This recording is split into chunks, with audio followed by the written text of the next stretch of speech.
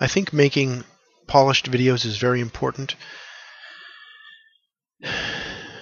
but for me, ideas sometimes come fast and furious, and by the time I get around to polishing an idea, I may have forgotten 2 or 3 others.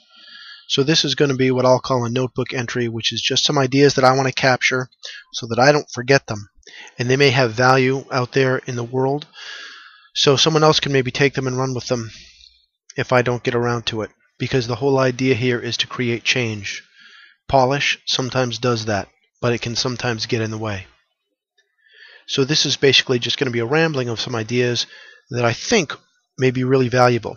They're not even very well thought out, but I just want to capture them, and I'd sort of like to view it as a virtual brainstorming session. Attack these ideas, support them, critique them. Unfortunately, one of the problems with YouTube videos is the trolls who are just going to get on and call me a retard. I guess that's the price. To get to the constructive stuff, you've got to sift through that. But that's not a terrible price to pay. My channel, remember, is about meta-atheism. I hope most of you know what that means, but I'll describe the meta term just to make sure that that's clear.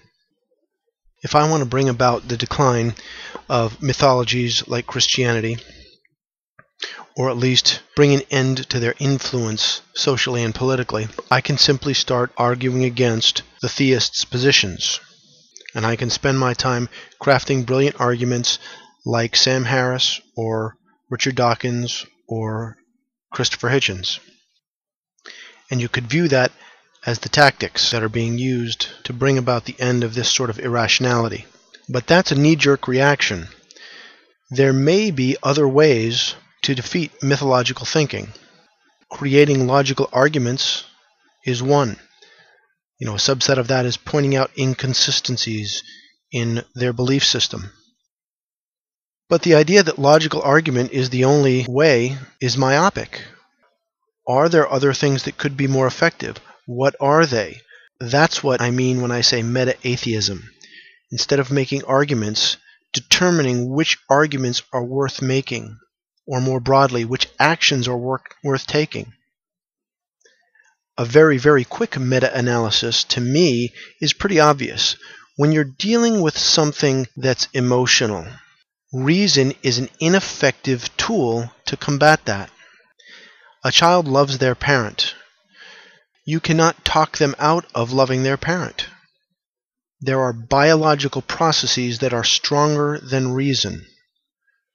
Another way to look at it is you have to respond in kind. A fear of heights cannot be simply reasoned away. Reason may have a small role to play, but there's a good chance that it will have no role to play.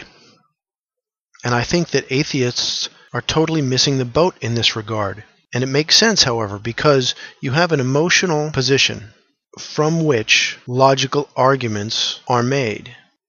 But once the theist's logical position is defeated, it doesn't defeat the belief, because the belief is not a logical construct. When it was found out that the earth was not the center of the universe, Christianity wasn't abandoned. And that has happened with successive scientific discoveries that on their face should mark the death knell of a belief system that's in direct contradiction to them.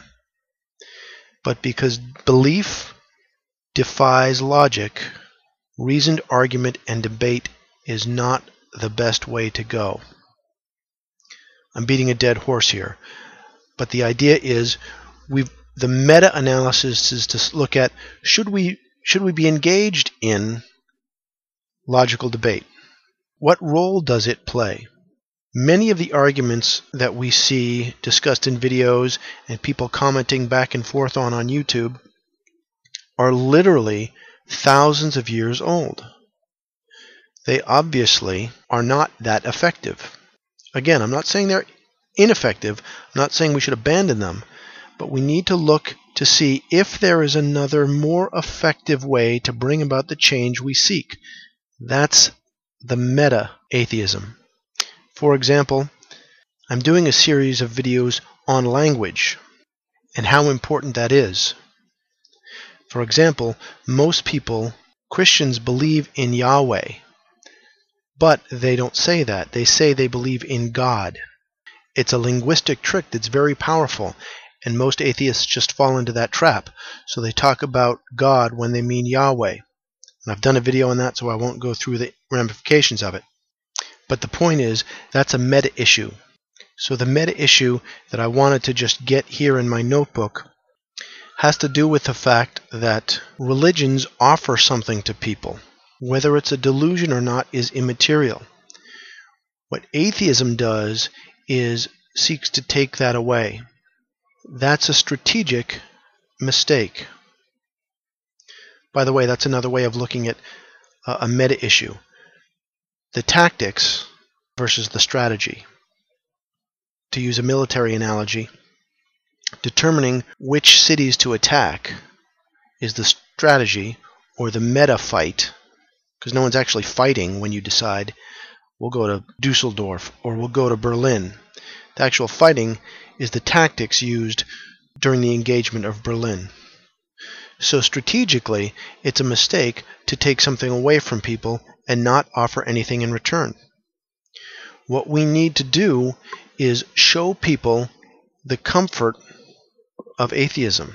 We should arguably do what Christianity did, which is it rode on the backs of prior religions.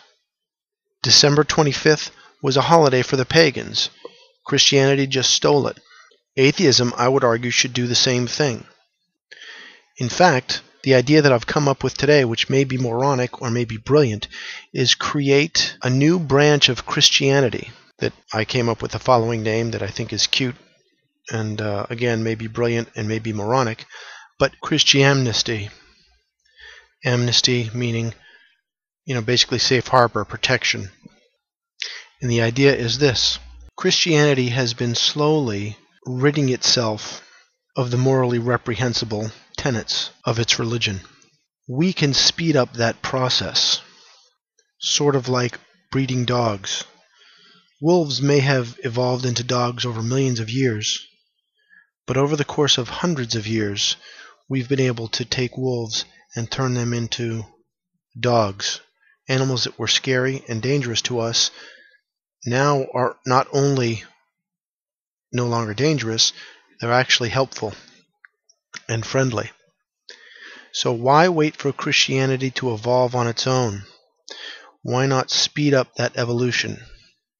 So the idea is to strip out the books of the Bible that have the crap. Like at the, I can't think of the names, in Trent, I believe, in the 1600s or something like that. I'm mixing up my history, my Mycenae, I don't know.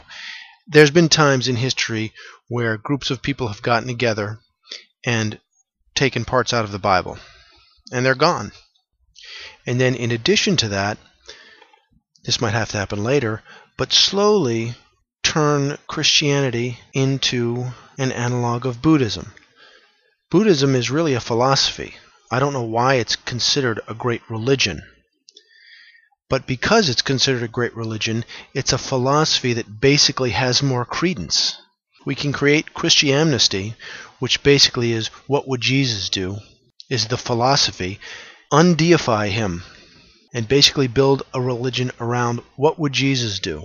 It becomes an atheistic religion, like Buddhism.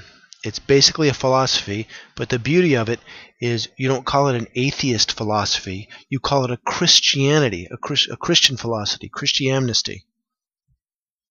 That's the idea. Just throwing it out there.